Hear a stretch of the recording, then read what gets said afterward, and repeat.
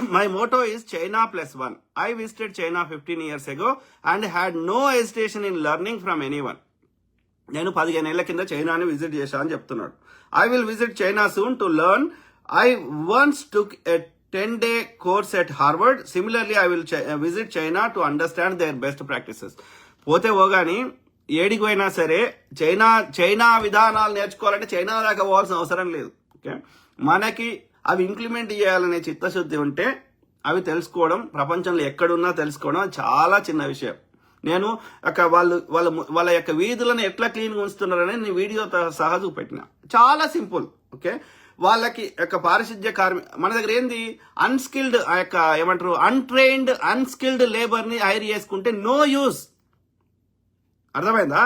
10 మంది పనికిరాని చదువుకోనటువంటి ఇంకా సాంప్రదాయ పద్ధతులలో పనిచేసేటువంటి కేవలం లేబర్ పని మాత్రమే చేయగలిగితే బ్రెయిన్ కి 1% కూడా బ్రెయిన్ వాడలేనటువంటి అట్లాంటి వాళ్ళతో మనము పని చేయించి అద్భుతాలు సాధించలేము. ఓకే, అది పోలీస్ డిపార్ట్మెంట్ అయినా అది పారిశుద్ధ్య కార్మికులైనా ఇదే పరిస్థితి. అదే చీపుర్లు పట్టుకొని అదే ఏదో ఊడ్చేసి కాలక్షేపం చేస్తా అంటే కలవదు. అట్లయితే మన వీధులు క్లీన్ గా ఉండవు. అట్లయితే మన పోలీస్ వ్యవస్థ మోర్ ఎఫిషియెంట్ గా పనిచేయదు. నువ్వు జనాలు కనిపిస్తారు కానీ అక్కడ వర్క్ ఏం కాదు. కాబట్టి they need to use proper technology వాడుకోవాలి. టెక్నాలజీ వాడాలంటే వాళ్ళకి చదువు రావాలి. అర్థమైందా? ఆ మిషన్లు వాడడం తెలవాలి. అట్లనే చైనా రోజుకి ఎన్నిసార్లు వాటిని క్లీన్ చేస్తుంది, ఎట్లా మెయింటైన్ చేస్తుంది. మన పబ్లిక్ టాయిలెట్స్ ఓకే ఒక్కసారి ఓపెనింగ్ రోజు ఎవడన్నా వాడితే ఇక మళ్ళీ సచిన వాడలేం, ఆ పరిస్థితి ఉంటాయి. మరి ఎందుకు మెయింటైన్? ఎయిర్పోర్ట్ లో మన ఇండియాలోనే ఎయిర్పోర్ట్ లో పబ్లిక్ టాయిలెట్స్ క్లీన్ గా మెయింటైన్ చేసే శక్తి మన భారతీయులకు ఉన్నప్పుడు మిగతా చోట ఎందుకు చేయలేకపోతున్నావు?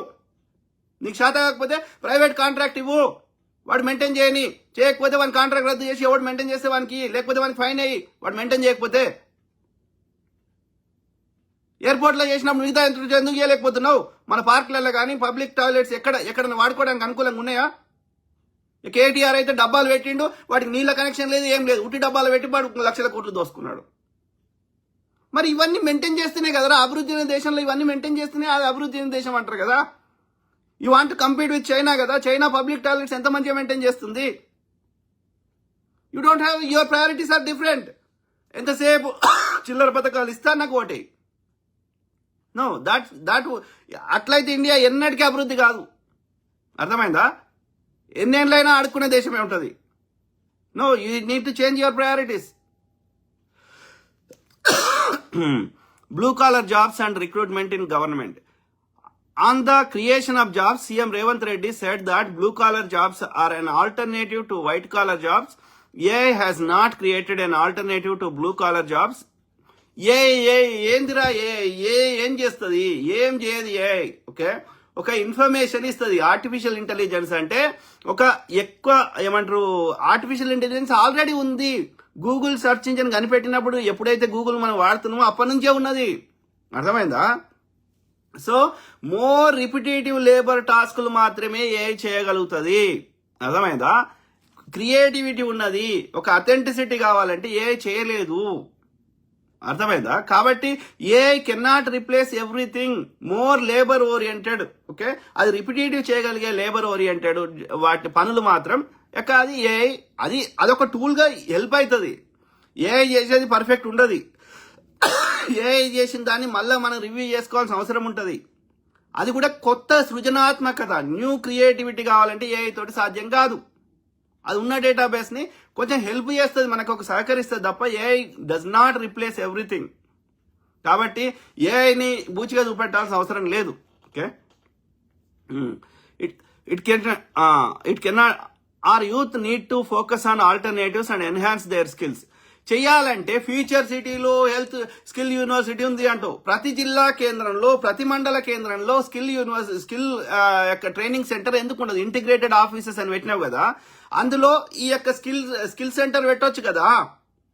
వాళ్ళకి నచ్చిన ఈ ఐటీఐలనే స్కిల్ సెంటర్ అని పేరు మార్చవచ్చు కదా. మార్చి దాన్ని ఇంకా కావాలంటే ఐటీఐలనే ఎక్స్పాండ్ చేసి అందులో ఎవరికి ఏ రకమైన స్కిల్ కావాలని నేర్చుకోవచ్చు కదా. అది వ్యవసాయం కావచ్చు, పంట మార్పిడి కావచ్చు, వ్యవసాయంలో కూడా వివిధ ఏమంటారు ఎక్విప్మెంట్ వాడే విధానం కావచ్చు. సో చాలా ఉన్నాయి చేయాల్సినవి.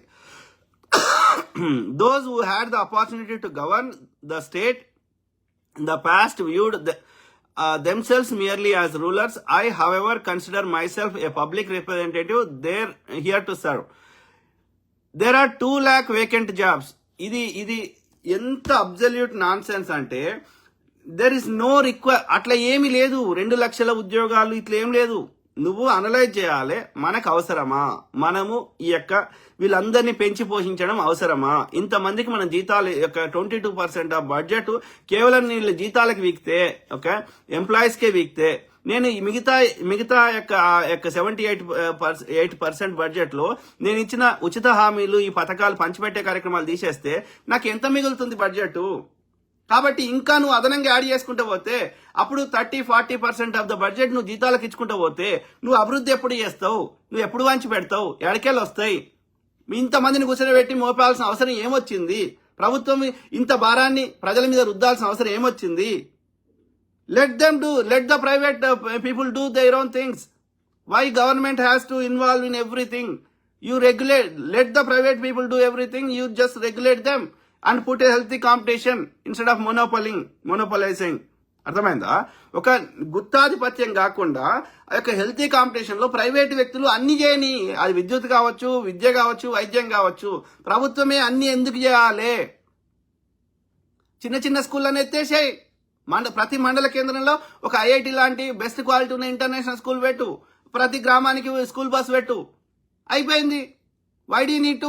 చాలా స్కూళ్ళలో సింగిల్ టీచర్ ఉండి మెయింటెనెన్స్ లేకుండా, మినిమం ఎడ్యుకేషన్ లేకుండా పనికిరాని స్కూల్లో ఎందుకు వాళ్ళ అన్ని మంది స్కూల్ టీచర్లను ఎందుకు మేపాలి? ఆ యొక్క స్కూళ్ళని పునరుద్ధరించకుండా, బేసిక్ ఫెసిలిటీ లేకుండా, అక్కడ బాత్రూమ్ లేకుండా, ఆడ మెయింటెనెన్స్ లేకుండా అట్లాంటి స్కూల్ ఎందుకు? ఎత్తేసి ప్రతి మండల కేంద్రంలో ఒక ఇంటర్నేషనల్ స్టాండర్డ్ లెవెల్లో ఒక స్కూల్ కట్టు. ఆల్రెడీ కడుతున్నావు కదా ఇంటిగ్రేటెడ్ స్కూల్, అట్లాంటిది ఒకటి పెట్టి ఊర్లకి బస్సులు పెట్టు.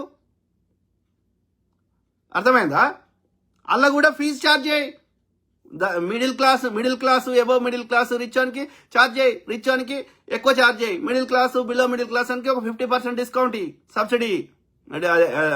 తర్వాత పేదవానికి 80-90%. సో గవర్నమెంట్ లో కూడా నువ్వు 100% ఫ్రీగా ఎందుకు ఇస్తావు?